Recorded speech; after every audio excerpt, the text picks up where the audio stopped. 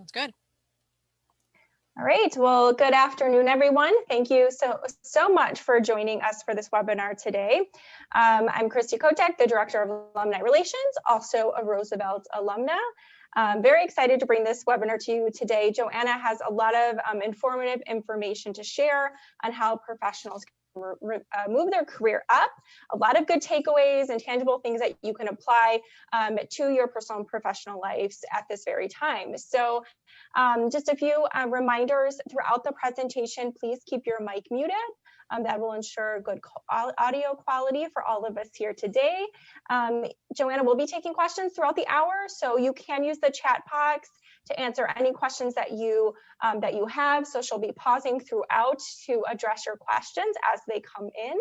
I also want to share a little bit about Joana before we get started. So Joana is an innovative human resources leader with a diversified leadership experience in the government, Big Four, and Fortune 500 companies. She has over 16 years of experience with almost a decade of leadership ranks at industry giants such as PricewaterhouseCoopers, KPMG, and Ardelean prior to joining the government sector. She's currently an HR executive executive team member at the Village of Niles, which is right out of Chicago. It's like right on Chicago.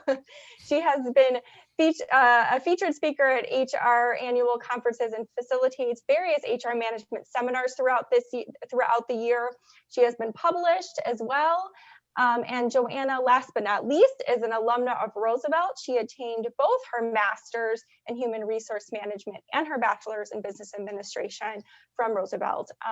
So Joana, I know you have a lot to cover, a lot of great information, so I'll go ahead and turn it over to you. Thank you so much for being here with us today.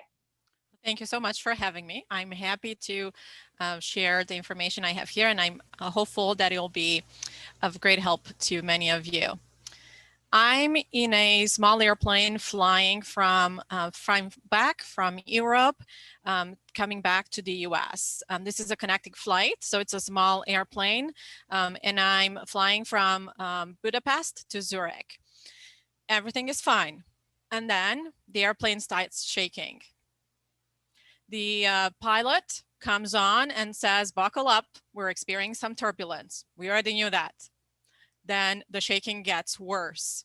The pilot comes back on and says there are some dense clouds over the Alps that we were flying over, and we need to descend below the clouds to keep the airplane stable. Unfortunately, the turbulence does not get better. It even gets worse. So we hear the pilot contemplating out loud an emergency landing. I'm 5 months pregnant with my son, and all I can think about at this point is that we're going to crash into the snowy Alps and I'll never see the day of light, or my baby the same way. So I start to panic. My heart races like crazy. My hands already hurt from squeezing the handles of the chair so hard. I don't know what to do. So I start praying out loud. Has this pandemic made you panic as well? Did your company change overnight to the point where you felt the world is ending? Did you experience loss of job, perhaps? Did you experience loss of hours of work?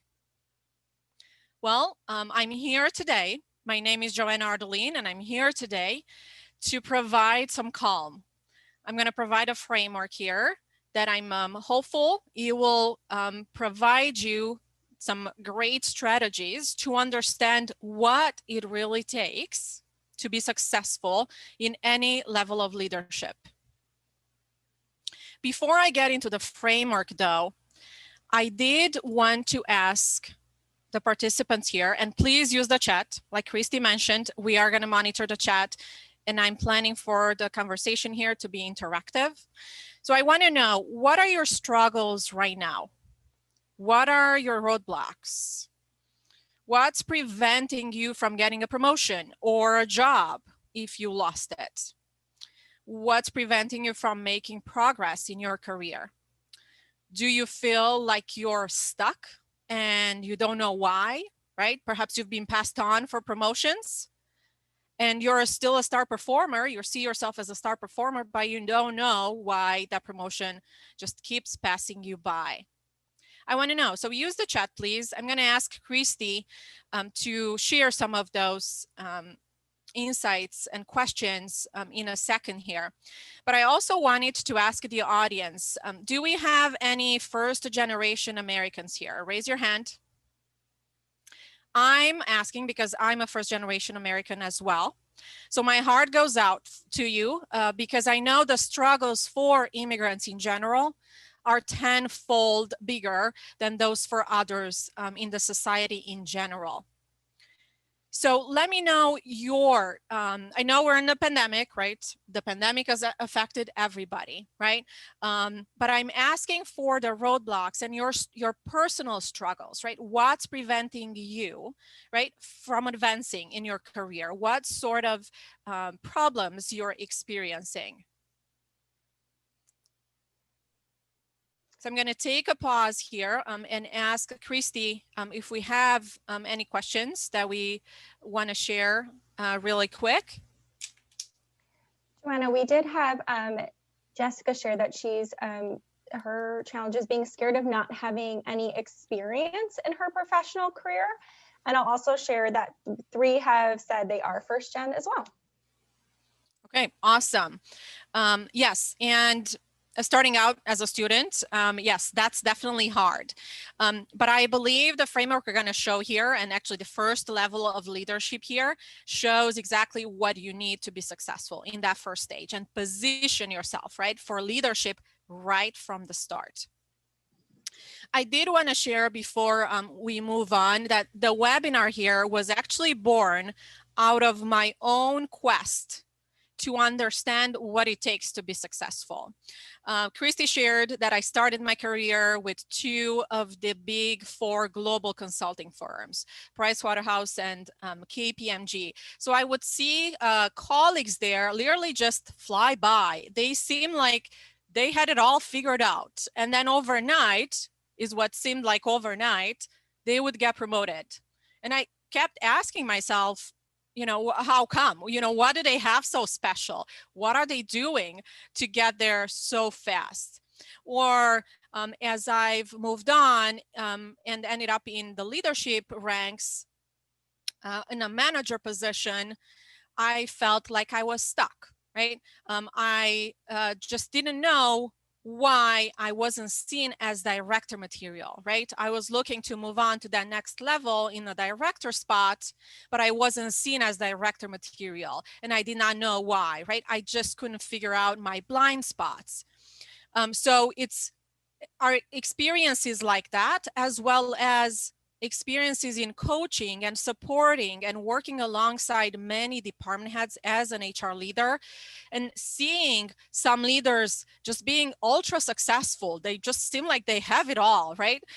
They just know how to be a leader, like a born leader per se, and others who are struggling and they couldn't figure out why. So my research is born out of that, and I'm happy to bring it to you as well today, and hope that you will shed some light as well to your questions.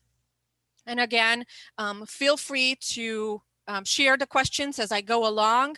I'm going to stop here every so often to see if there are any questions so we can address them. And of course, we'll dedicate some time at the end as well.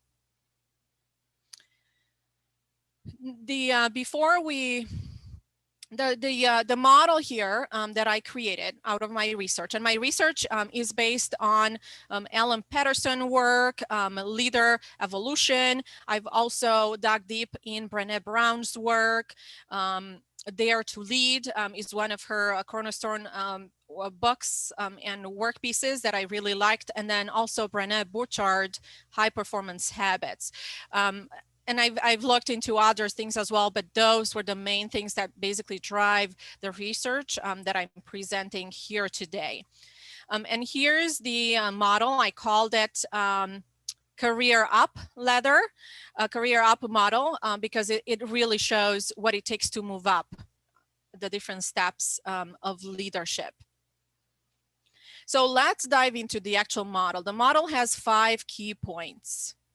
We're starting with setting the stage, understanding what you need to sustain leadership in the long term, regardless of, say, the economy, right? Or the pandemic that has had us all panicked and not knowing what to do.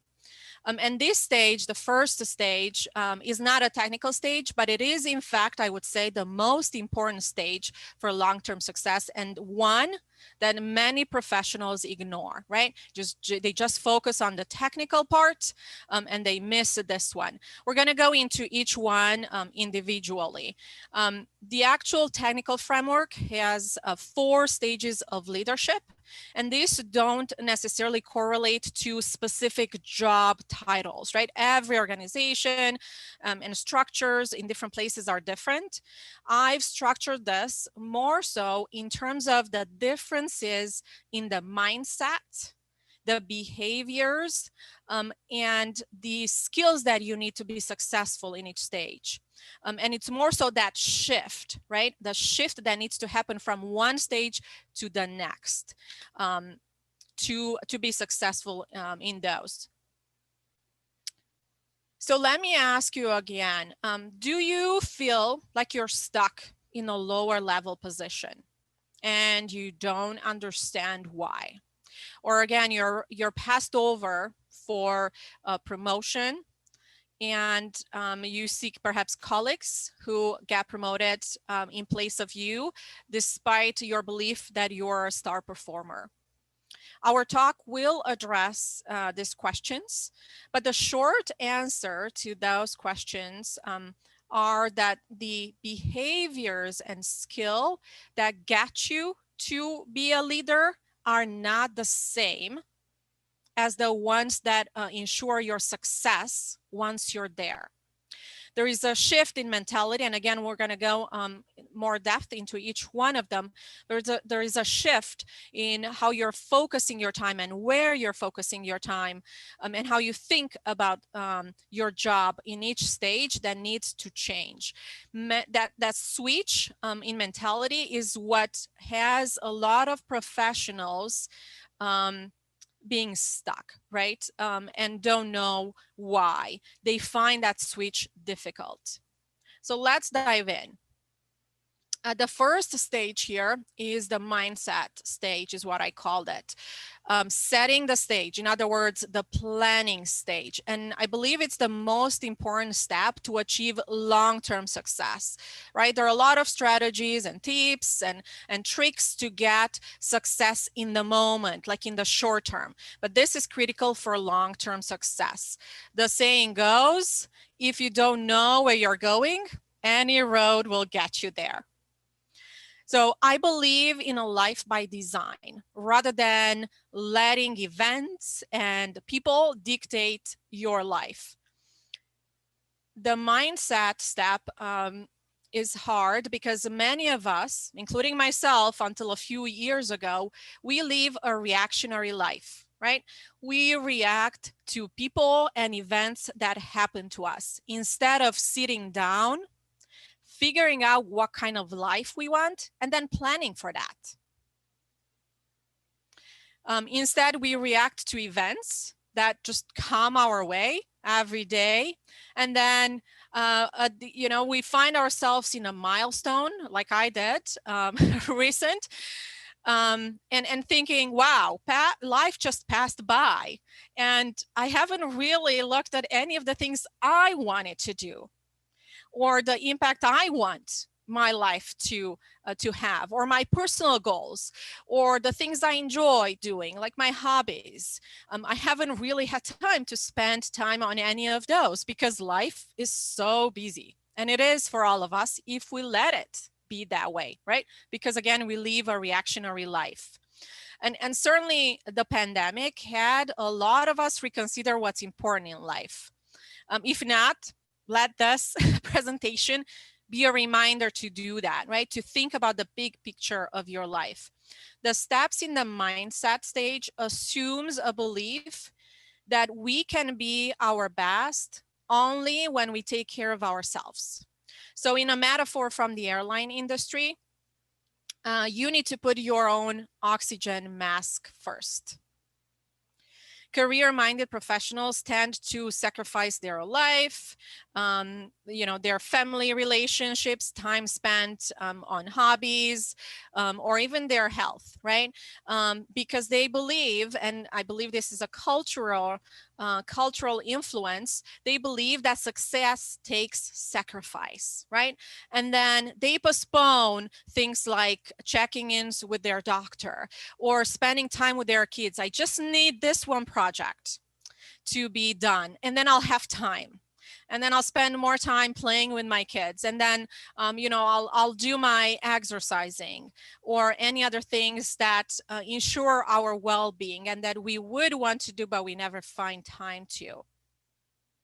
I'm here to tell you, though, research shows that people who are able to be high performers over the long term put the emphasis on the well-being and taking care of themselves. Sacrificing yourself really does not lead to long-term success. It only leads to burnout. And immigrant professionals, I believe, are a lot more susceptible to this, right? They tend to sacrifice their life a lot more. They want to make a living for themselves and their family.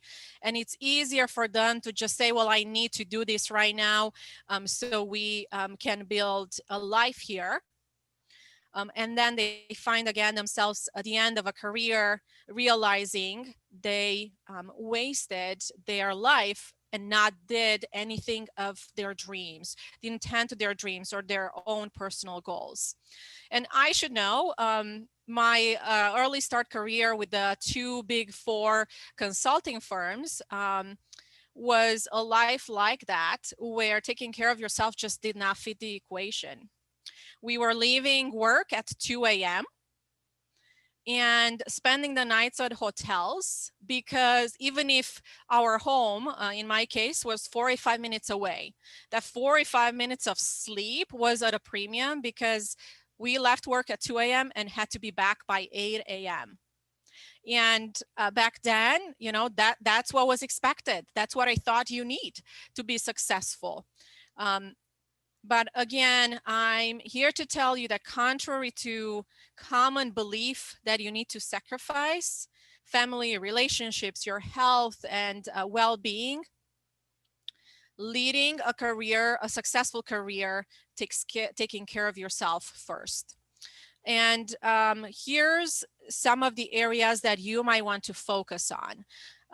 I put actually leisure time, spending free time first, because I believe this is the area of our life that is depleted the most. We just don't have free time anymore, especially in the pandemic economy right now, with so much added on our plates everywhere, right? In every family and every individual, we just don't have time for free time. But again, research shows that spending time to rejuvenate yourself, to even just play, enjoy life is critical. And it resets you, right? It gives you that boost of energy to really be successful when you're dialed in at work, and really have those insights and that drive, right, to push forward and get to that next level. Now, nurturing close relationships is another big one. I think we've all learned to focus on relationships during this pandemic. We were more or less forced to, right? We were locked down in our homes with our family, and so we had to figure that out.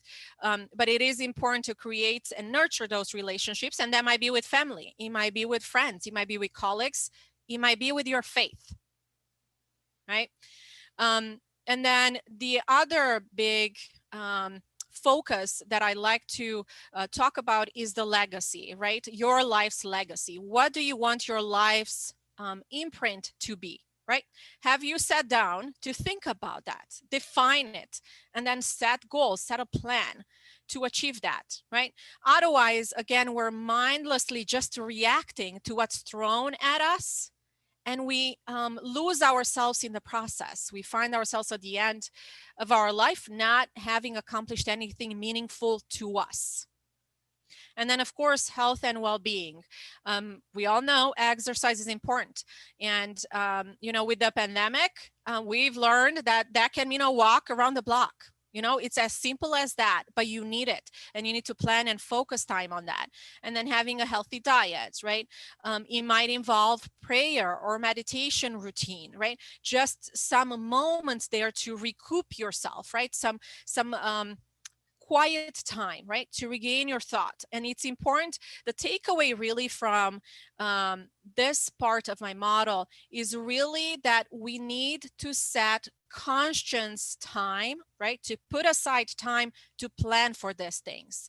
We tend to leave this at the bottom of our list, right? I'll get to it. I don't have free time right now. Who has time to exercise? Oh yeah, I know I want my life to have some sort of meaning, but I don't have time. I'm so busy at work right now. But how you get around that is really dedicating some time. What I do is actually put that in my weekly scheduling meeting. So I have a time reserved on my calendar when I plan my week, right? And that's when I tend to this sort of goals first. And then I think about my work and the projects and the goals I have there and what I need to work on, right? And it might be just as easy as putting 10 minutes on the calendar in the morning, for instance. That's what I did. So I've woke up to this realization ever more during the pandemic. What I do now is wake up at 5 a.m. I get my jogging in, and then I have some silent time for prayer. And then I do a little bit of journaling, really thinking again about my big picture life goals and what are the steps I want to take now to move me in that direction, right? And what sort of learnings did I get? What insights do I have? And really, you know, spend a little bit of time with myself. And I'll tell you that on days when I don't have that time, I feel a void, and I feel like I'm chasing that alone time with myself the whole day. It feels like I haven't done something important for myself. And so I put that right in there, like right in the morning before anybody else in my household is awake and before the business of the day eats my whole time. I dedicate that time first thing in the morning. So it might be that you may want to think about what routine works for you and what you want to put in place to dedicate some time for things like this. So now, while setting the stage, looking at your life and deliberately dedicating time to your well-being and what's important is critical and will certainly ensure your success in the long term. We're going to focus next on the technical side of things, the proven strategies that make you successful at every level of leadership. My Up Your Career model has four major stages of leadership. And I'm diving into what it takes to be successful in each stage. Now, again, the different stages do not correspond to certain positions or title or things like that, are more so looking at the shifts that need to happen between each stage to be successful in that stage. So the four different steps are expertise, credibility, alignment and execution, and then strategy. And we're going to dive into each one separately next. The expertise stage is the very first one and is the base component of leadership. This one is a powerful combination of energy, analytical judgment, basic curiosity, and skill mastery. It's much more than acquiring knowledge or logging time. Rather, you're experimenting, you're learning, you gain your insight, and you're practicing what you learn. You put in place your knowledge and your skills to attain a level of mastery, but also to produce consistent results. The key word there is consistent. This stage particularly is fueled by a need to achieve and get results, becoming a go-to person and a subject matter expert due to your track record of success that you build. So you're probably a star, a team star in this stage. And we're gonna dive next here into the success factors. What does it really take in this stage to be successful? There are 4 basic competencies that are critical for the expertise stage. And those are initiative, discernment, curiosity, and competence. Now, initiative is fueled by a need to achieve, getting work accomplished, and taking charge of the situation. Discernment is applying logic and reason to solving problems. It's understanding basically what's inside the box and how the pieces fit together. It involves observation, collecting data, and weighing evidence. But what's important is not just your knowledge, right? Acquiring that knowledge and those skills, but taking a step back and looking from a perspective view at the situation. You're asking, what's going on here? What do I see? Why does this matter? What perhaps I might be missing? If I were to switch places and look at this from a different angle, what might be different? Curiosity has 2 sides. It embraces new ideas on one side and diverse perspectives. And on the other side, it questions authority. It takes risks and challenges perceived constraints. We're asking here, what if, right? What if I were to look at this from a different perspective? What if the situation were different? What if I tinker with this particular side of it? What will happen? Competence refers to the specific content in a chosen field or scientific field. But the true test of competence, though, is your ability to apply that knowledge to get, again, consistent results. And also in a variety of different circumstances and situation, right? What is your insight from what you learned, right? How do you apply it and get results most of the time? But subject matter expertise, though, alone does not guarantee leadership success. In fact, focusing on building expertise, it's what's getting a lot of leaders stuck, right? Have you seen leaders out there, or have you been in contact with them? Perhaps you're one of them, who spend their days in the weeds.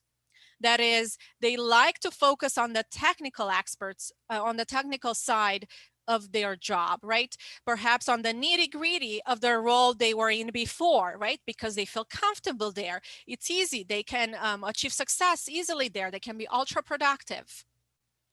I've had, in a prior organization I worked for, I worked closely with an IT department head. He preferred to spend a lot of time in answering IT help desk tickets. Although he had dedicated staff that tended to the help desk. He also wanted to be and asked to be the one who would run system reports instead of delegating, right? He felt safe in the expertise stage because he knew all too well how to do that. But unfortunately, of course, that happened at the detriment of other focus time that he should have dedicated on running the team, right? Not spending time in the never-ending nitty-gritty work. Have you experienced a leader like that? Are you perhaps one of those who feel comfortable there? And I mean, it's understandably so, right? You know how to do it and you can be ultra productive. It feels good. It gives instant gratification. But when you're moving up the ladder, the success is no longer being an expert, right? The go-to person. It requires more than that.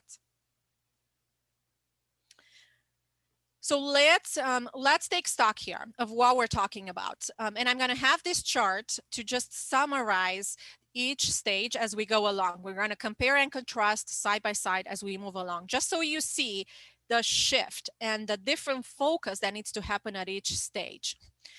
Here, we are focusing on the what.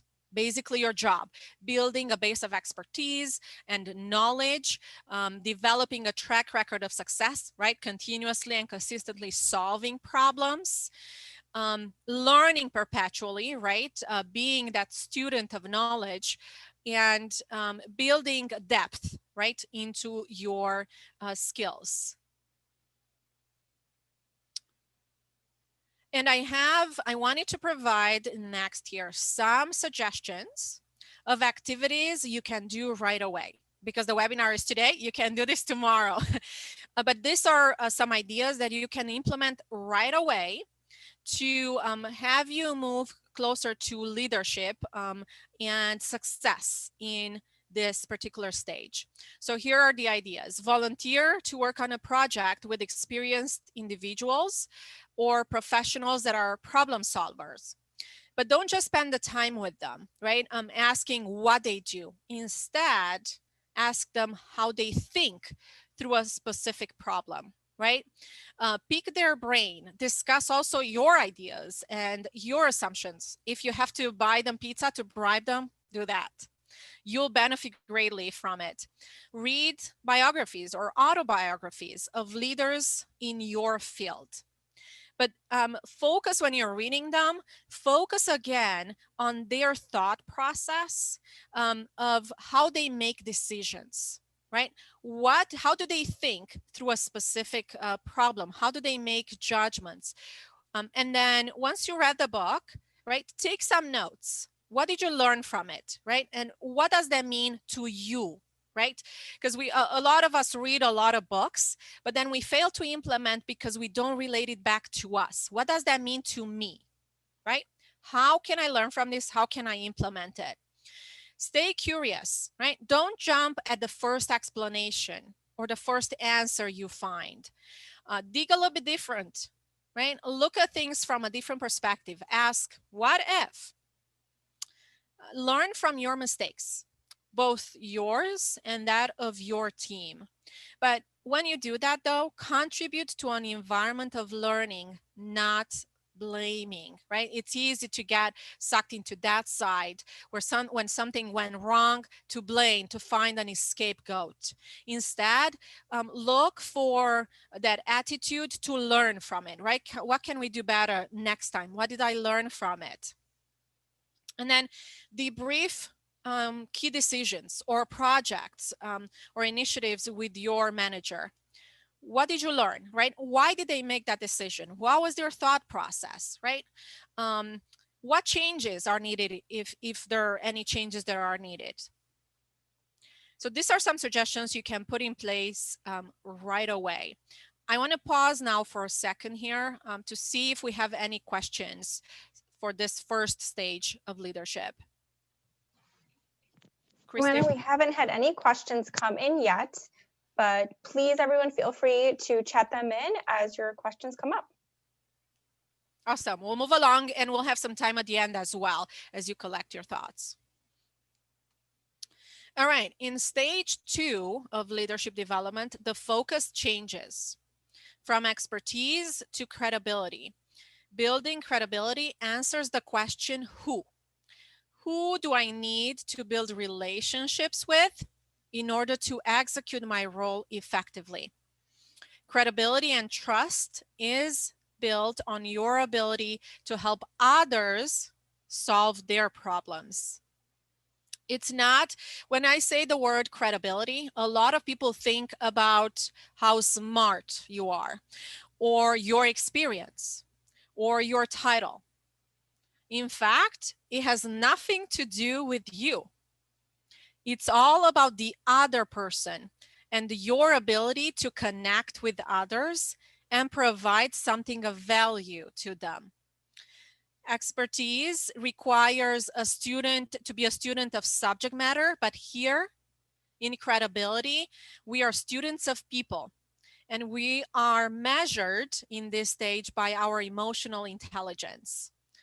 So credibility is based on perception, right? Our other people's perception of us. It's not an issue if people get you. It is if you get other people understanding what's important to others is the starting point for building that relationship, for building that rapport, for developing empathy.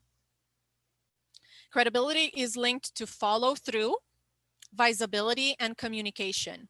And we need to be deliberate in thinking about being visible and accessible to the right people, right? The right people have an impact on your job. Have you, and I would put it out there that I'm thinking about this as credibility by walking around, right? Are you dedicating time to building critical relationships for your job that you have today, or perhaps a job that you're aspiring to get in the future, right?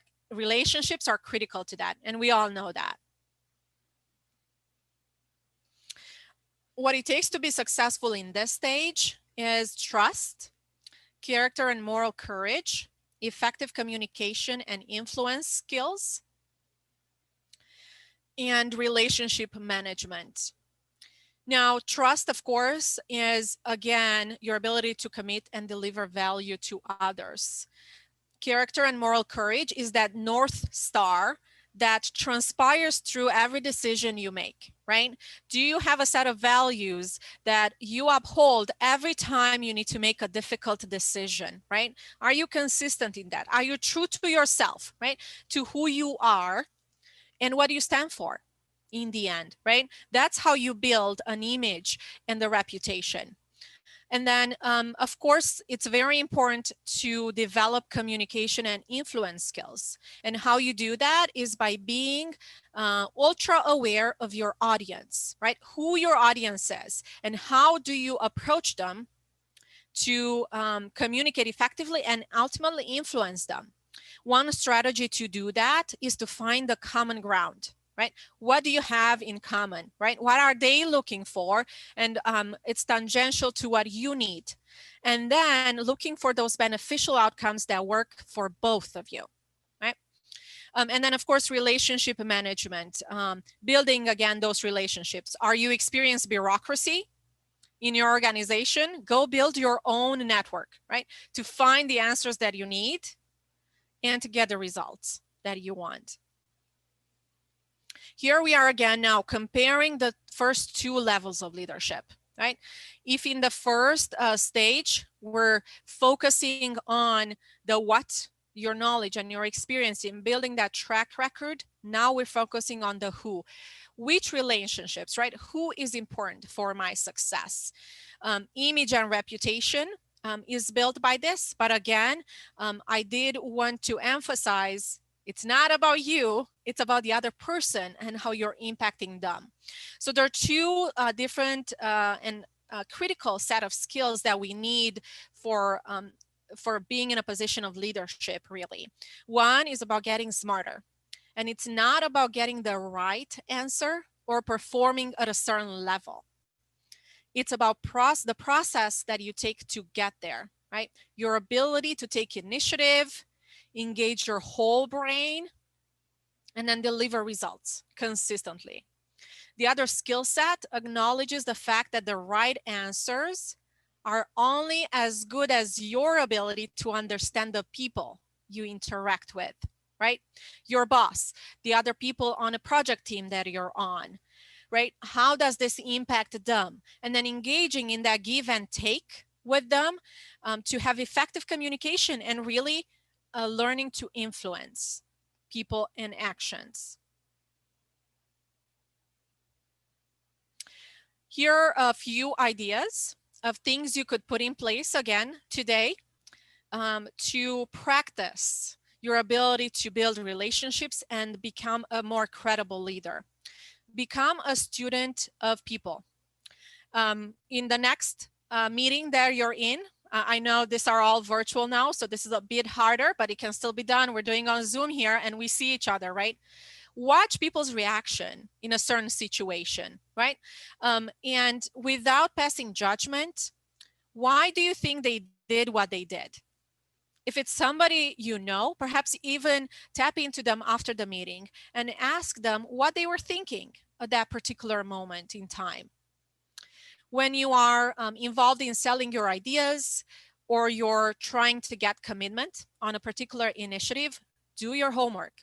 Know who the decision makers are and get their perspective in a one-on-one meeting before the decision needs to be made, right? Be smart, right?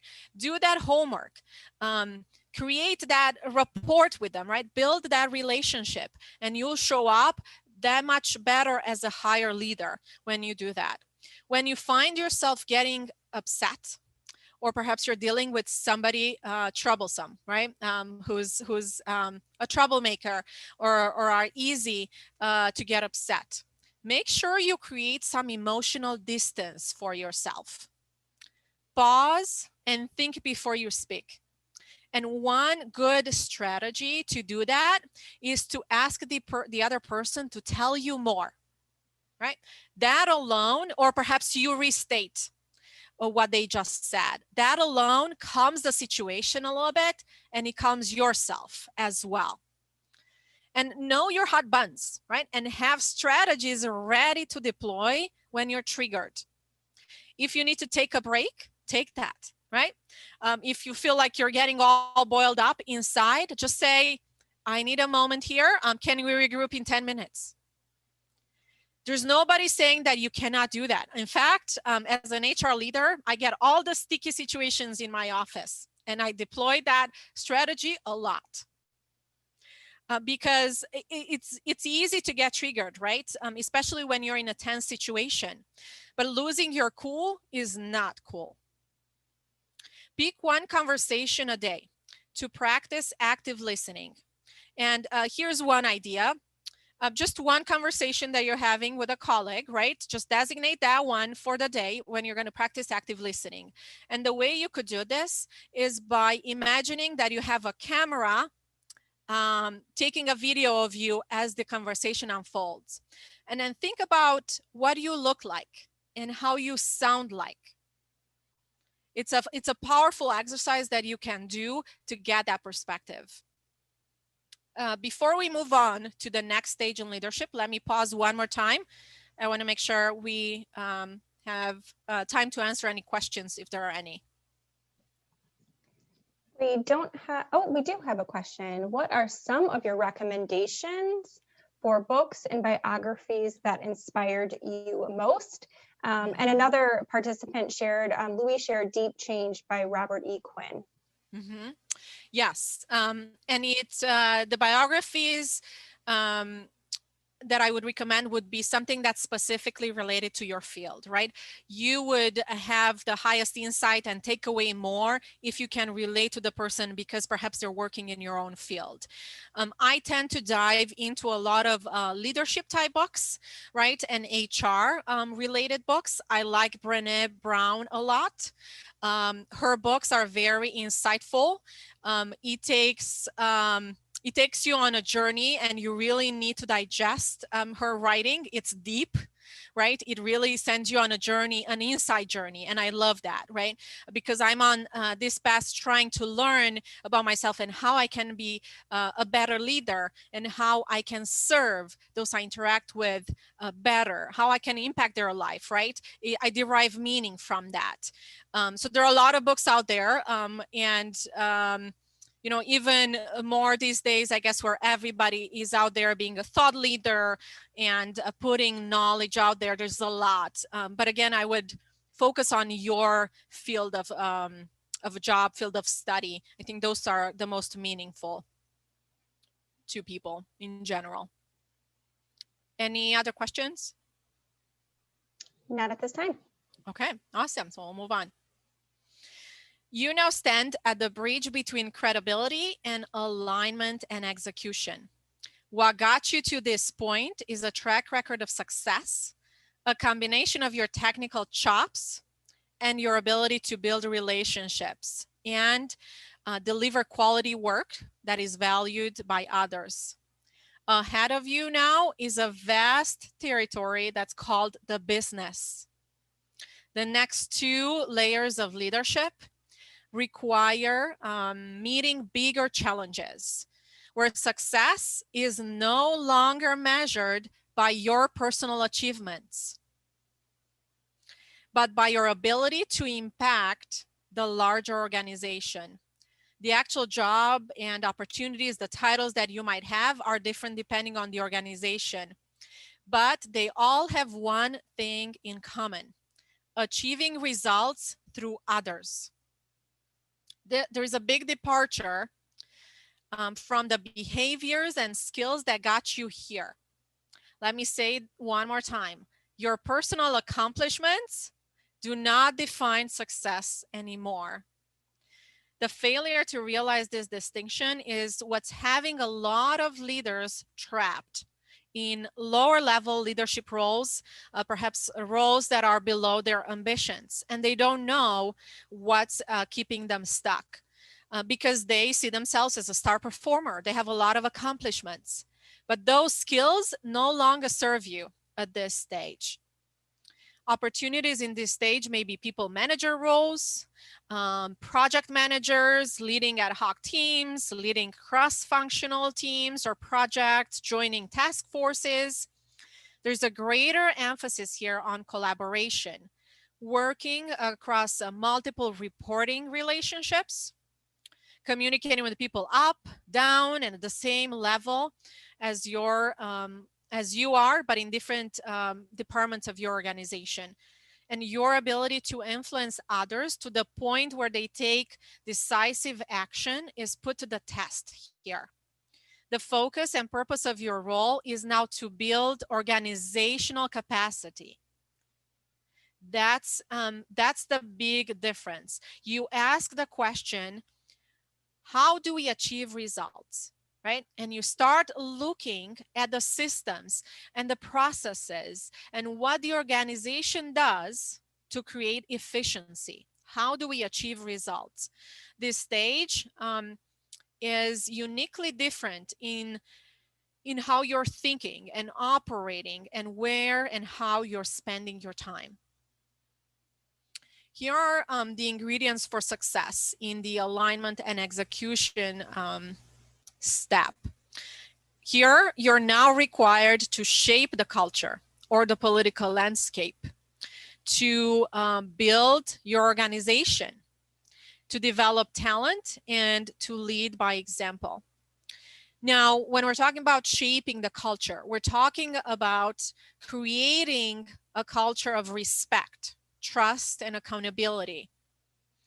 When we're talking about building an adaptive organization, we're talking about taking the stance of, or taking a stroll, I suppose, to the press box in the stadium, right? If we're using a gaming metaphor, you go to the press box because from there you can see all the players and you can see the whole game and judge how the different pieces fit together and what you need to tinker with, what you need to change to make the game, in this case, the business, more efficient, right? You're aligning and realigning and changing again strategy, roles, skill sets, and leadership responsibilities.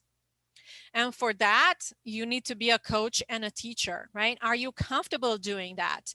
A leadership role in this stage requires you to look out for individuals, right? And find development roles for them, delegating and coaching them, right? To raise up, to help you be successful and your team be successful. And then leading by example. Right, we talked a little bit about the North Star and the values, right, that you set for yourself.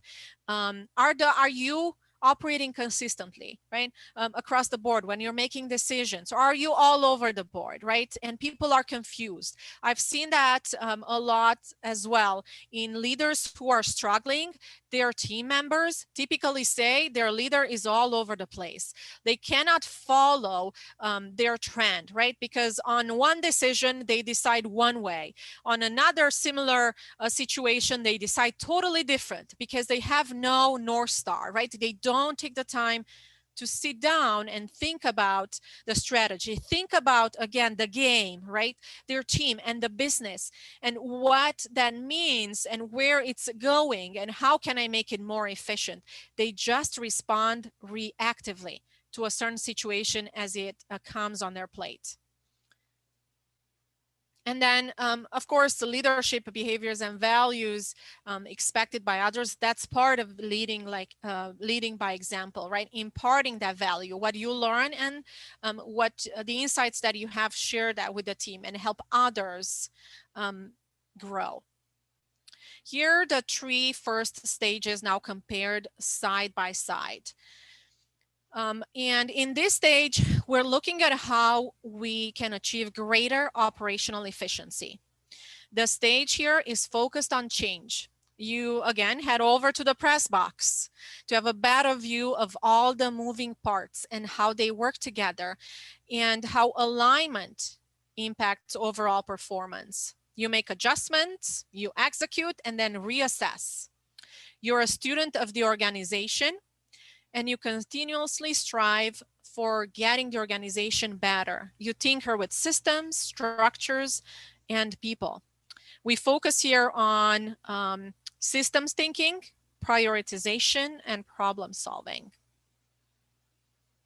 And again, that's totally different compared to the focus we've had in the credibility stage, when again, we are focusing on building relationships, or in the expertise stage, when we're focusing on building our base of knowledge and becoming an expert in our field of study. Here, the focus is on the organization and making the organization better. So if you sit back and think about that for a second, the time and the items and the actions and behaviors that you should be focusing on are completely different from those other stages, right? There needs to be that shift for you to be an effective leader in this leadership stage. And as a new leader, one of the biggest challenges is getting a handle on what you need to do more of and what you need to do less of. So the thought process never goes away, right? You should always be looking at that. What's on my plate, right? How do I reprioritize that? What should I be focusing on? Here's an activity that you can do intentionally. For the next week, think about one activity that you need to do less of, just one. And then create a goal for it, right? Put it in place. That one thing that you know you're doing that you perhaps need to do less of. And then identify also one activity that you need to do more of. Are you leading by example? Are you developing your team as a coach and a teacher?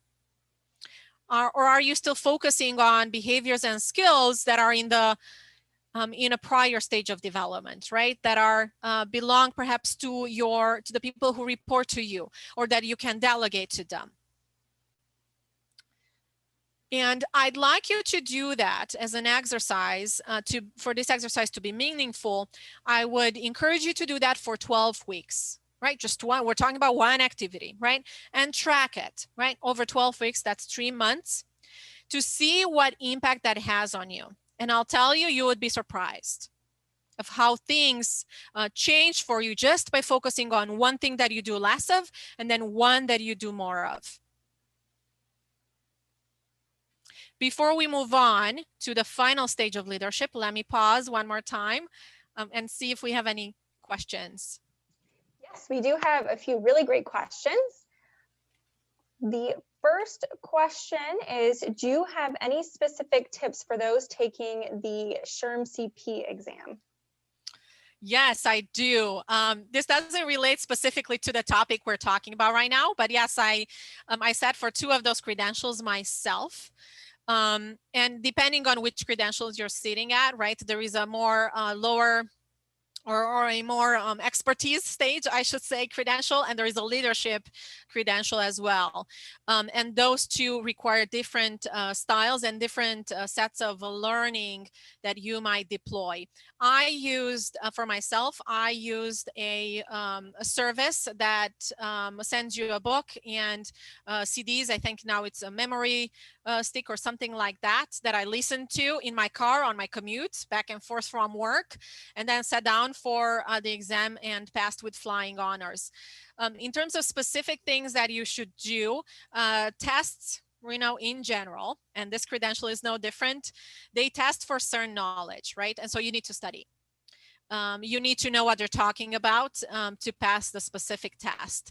And plan ahead, right? Planning is very important. And don't forget that setting the stage phase, you need to take care of yourself and get your exercise in, all of that, spend time alone, reflect, and things like that on what you learned. I would say the higher level credential for HR is based specifically on that. And it's actually quite related to what we're talking about here. It's how you interpret situations and how you solve them, how you think through them, right? There's no right or wrong answer, but how are you thinking through them? And are you looking at all the pieces in the game again? Do you see how they're aligning, or perhaps they're misaligned, right? What do you need to solve for, right? So the SHRM, the SHRM higher level credential for that, and as well as the HRCI, both look for those, for this sort of skills that I'm talking about here. Do you have those, right? And they test for those. I would say those are kind of the just high level. I can provide more information. Please reach out. I'll have my contact information there. If I can help, I'd be happy to. Thanks, Joana. Another question is, having worked in some of the big four, what would be your greater piece of advice for recent graduates starting a career in public accounting? From this presentation, what would be the greatest focus at this moment? Sure. Yep, that's a great question. And I would answer the question by asking you why you're wanting to get into public accounting, right? A lot of us, and this goes back to that setting the stage phase, the first phase that I was talking about. A lot of us, again, are succumbing to the pressure of our family or the society. We go for that job or that career that makes the most money or that will get us the success. And we don't sit to think, does this fit me?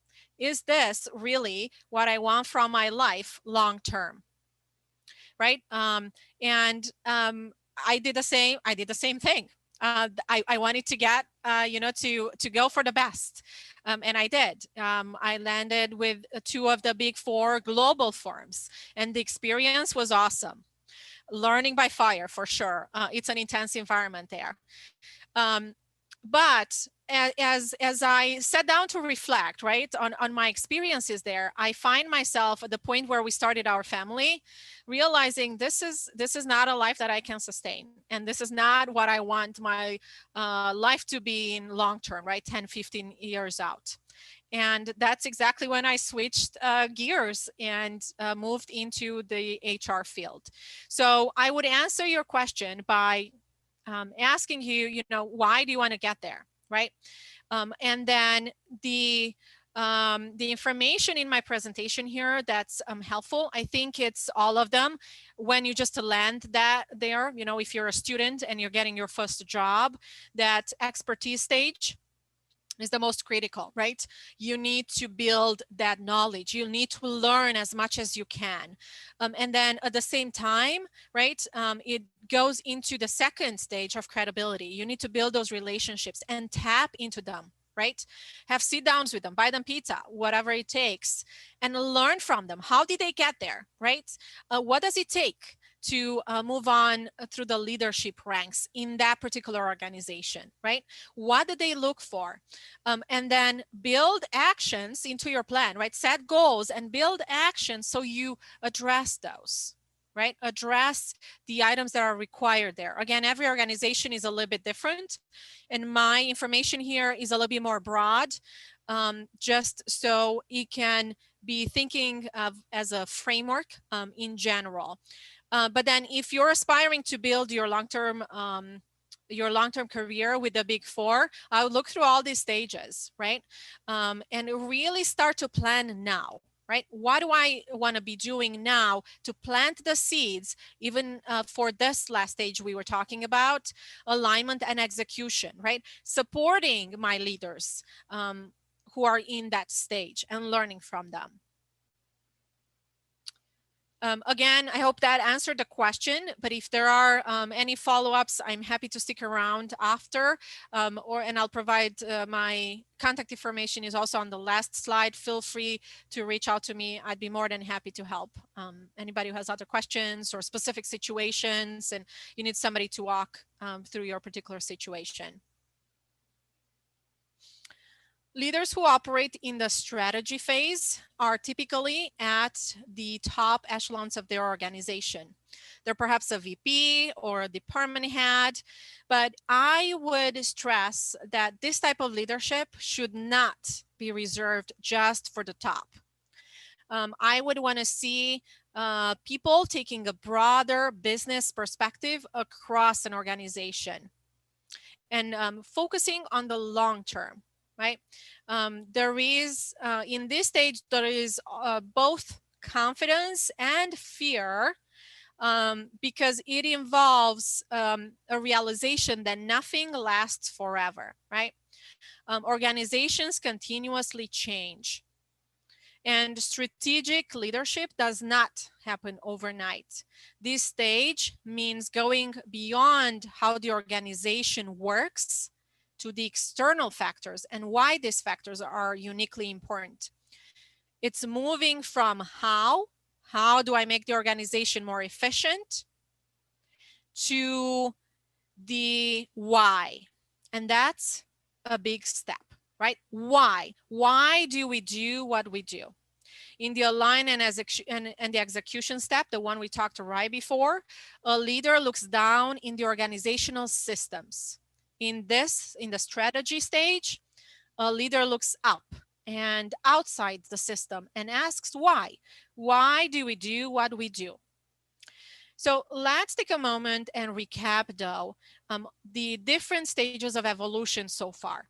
In the expertise stage, a leader learns to poke around and ask questions about the current reality. They try to see it, understand it, and digest it. Analytical thinking and curiosity work together to build a base of knowledge and expertise. This keeps you grounded, and your life is pretty predictable in the expertise stage. The transition into credibility requires, though, emotional intelligence to study people and understand what makes them tick. You focus on building trust, increasing visibility, communicating and influencing others, and delivering something of value so they too can succeed. Expertise and credibility, those first two stages, build on each other and create a track record of success and increase personal capability and competence. Then there is a leap into the alignment and the execution phase where the organization asks you to run a part of the business. Your value now needs to be exponential to increase capacity in the organization by accomplishing value and work through others. This requires a change in focus to look at the dynamics of change rather than just analyzing cause and effect of certain problems or issues. You head over to the press box and you look at all the moving parts together and how alignment affects performance. You make adjustments, you execute, and then you reassess. Change is now your next door neighbor. And by design, nothing is bolted down here. People, processes, and structures are held together by Velcro in a temporary world until the next change happens. In the strategy step, the one we're on right now, the leader needs to understand the business in the context of the bigger picture to see the future direction and the path forward. It does not ask, How do we get better today? Like we did ask in the prior step. Now we're asking, will we be around tomorrow? And yes, there is a bit of fear there, but also a confidence that nothing lasts forever. What happened to the carbon paper? What happened to the typewriters? What happened to rotary phones? They're all gone. Change, unfortunately, is a constant in an organization, and the leader at this stage is responsible for that. You're it. You're in the hot seat now. Leadership at the strategic level is unique. It has more to do with how you think and view the world than simply the behaviors you adopt. It requires a shift in mindset and perspective. Leadership in this stage requires an integrated perspective, whole brain thinking, and leads to being business savvy, right? Understanding the business overall, the industry you're in, and your competitors and what your customer wants and needs. We need a broader perspective, strategic thinking, and the ability to see the big picture. We need a different perspective in this stage, the ability to walk in your customer's shoes, right? To see the end customer and realize that you're in business for them, right? How do you adjust the business to serve them continually? Not to survive, but to serve them, right? That's the only way really to survive. When you're delivering massive value to your end customer, in the end, that's why you exist, for them. And then a new perspective, which basically means working as a partner and a strategist to the business. Leadership at this top step is commonly referred to as getting a seat at the table. Perhaps you've heard that, that phrase before, getting a seat at the executive table. And here's how you get a seat at the table. Build credibility, not just as someone who has functional expertise, operational know-how, and a track record of leadership success, but a leader who understands the overall business, how the business makes money, and applying it to your side of the business, right? So if you're a department head, applying that knowledge and that insight to your department, looking out into the future, where is the organization heading? And that puts steps in place now to get you to that future. The other critical piece is crossing the borders of your area. Again, if you're a department head or a VP, now you're required for success to engage and develop partnerships with other departments, right? With other areas of the business. And then building those partnerships, helping those other partners be successful. So they in turn support you, right? And sometimes you just need to invite yourself at the table.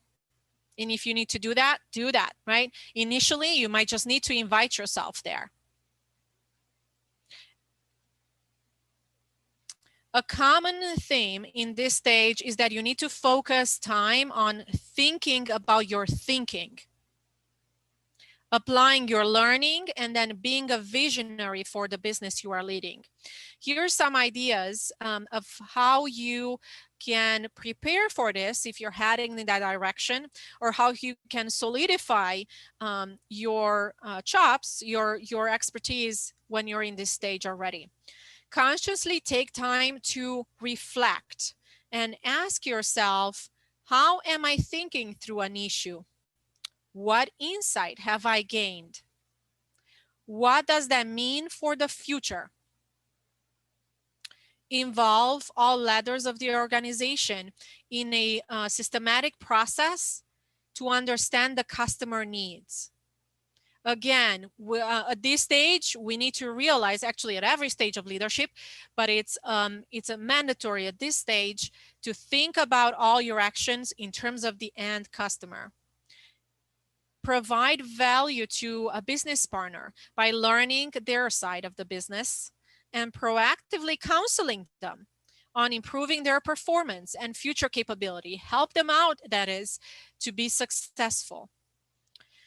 And then study market trends. Use the knowledge of the business that you already have, the common and core competencies that the business uses to derive value and be successful in the industry, and understand how the organization competes in the long term.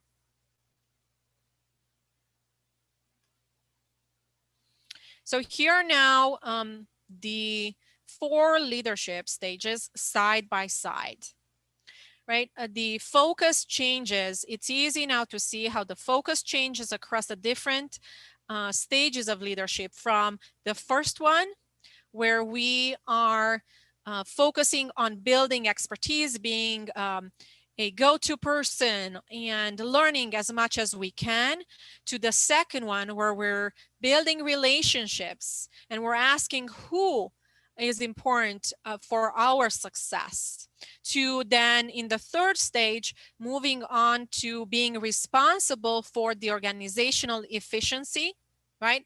The focus there goes to problem solving and tinkering with the different parts of the systems to make them more efficient.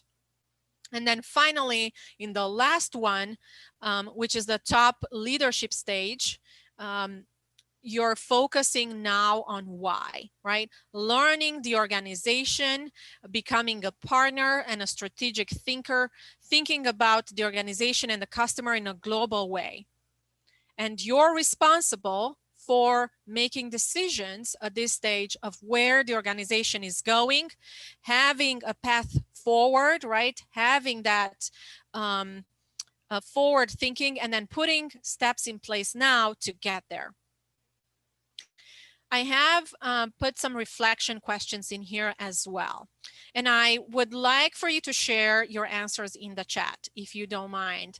It would be helpful to get the feedback and see where everybody is in their career, any obstacles you're facing again.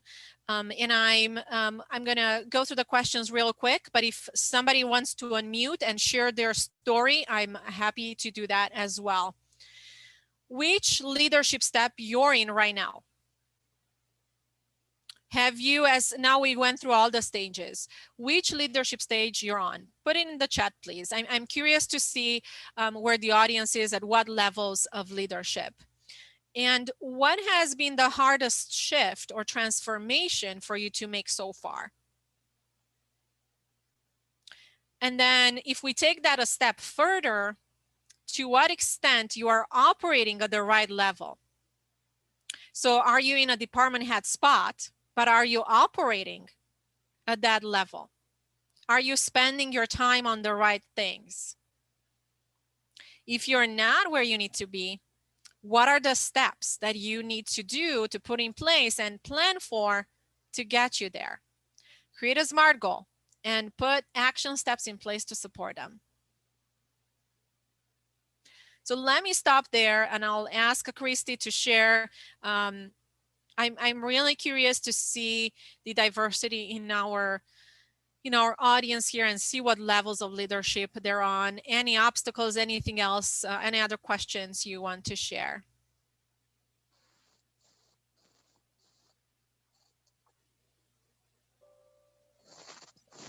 Okay, Joanna, let's see. We haven't had anyone share at this time, nor have we had any other questions. Okay, sounds good. Does anybody want to unmute? Is this easier to just ask the question live? We can do that as well. Otherwise, here's my contact information. Feel free to reach out to me. I put my LinkedIn profile in there as well if you want to link to me. And my contact information both at work and my personal email. I did build, as part of my research that I conducted, I did build a leadership assessment that is a great tool, and I'm happy to share that. Just send me an email. I'll shoot that out to you. And again, if any questions come up as you think about this, feel free to reach out. I'm happy to be a resource and help anybody who needs help, especially now through the pandemic, with the unemployment being so high and all of our lives basically turned upside down. it's a tough environment within. And I was really happy to have the chance to share the knowledge and the experience and the skills and all this information that I learned through my own research. Like I mentioned, I've conducted that research for my own benefit, but I'm hopeful it's helpful to many of you here. Well, thank you so much, Joanna. This was extremely informative, so many good takeaways. We did have Luis share that he is in the alignment and execution stage, which has been very challenging for him. We had Jessica share that she's a college grad with a BSBA. She's about to start her professional career next month. Congratulations, Jessica, but she's not sure it aligns with her ultimate career goal. She thinks this presentation has helped her. I'm glad. And Luis also shared regarding the strategy step, shouldn't this be addressed at the early stage in order to learn the business and tailor accordingly? Sure. And as I mentioned actually through my presentation, right? Yes, the strategy step should not be reserved for the top top executives in an organization. We do need professionals and leaders at all stages to be aware and understand the business. And certainly, yes, you can focus on that. But at this stage, at the strategy stage, now it's a requirement. Now there is no escape. You're not going to be successful if you haven't mastered that by the time you get here, right? That's the way of life now.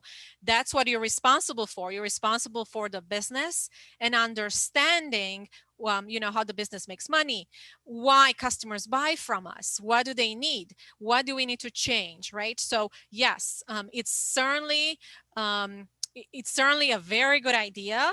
And I know, hinting back to the big four, they kind of drill that there, they can drill that into you because you're a consultant there. And so you need to understand the business and the industry you're in. And it's not the same in every organization, right? When you're starting out as a low-level professionals, you're so focused on building your expertise and learning everything, right? That you cannot possibly spend time in thinking about the decisions that were made and why the decisions were made, right? The focus is somewhere else. But yes, by all means, it's very helpful to understand the business and what drives it, right? Why they're successful and why they're not, and things like that. Okay, and then Marilyn just had a comment. This is great food for thought for entrepreneurs and sole proprietors as well. It seems that they will be at all steps all the time. Well, yes and no, and I'm very grateful that you find it helpful, even if you're in the entrepreneur space. As an entrepreneur, it depends what stage your business is in, right? If you're in the early stages, then yes, you're driving everything and you're doing most of the work and you're leading and everything else in between. In later stages though of a business, right, you start to delegate, and it's important to build those relationships. It's important to spend time in the systems and such, and really focusing on leading the business, right? You're no longer doing the nitty-gritty work in a later stage, even if you're an entrepreneur. So I'm grateful that you found it helpful. Yes, I do think it can certainly apply, and you can extrapolate to that sector as well. Although, my initial research and such focused more on, established organizations that have different layers of leaderships and understanding what it takes to move between the different layers there. Okay, Joanna, I think that wraps up our questions. Everyone just is expressing their gratitude and saying thank you so much for this session and for sharing. And thank you as well from Alumni Relations and Roosevelt University. Again, I think this was a very powerful and helpful session. So thank you so very much for putting this together for our community, for sharing your insights, for sharing your experience with us on leadership. I'm also a huge Brene Brown fan, so glad you plugged her. So thank you so much. We appreciate you, Joanna, and your volunteerism and your willingness to be here for us today. Well, thank you so much. It's been a pleasure, and I hope to be able to serve in the future as well. Oh yes, we'd love to partner again. Thank you. Thank you. Thank you. Thank you, everyone. Have a great afternoon and enjoy the rest of your week. Bye. Have a great one. Thank you.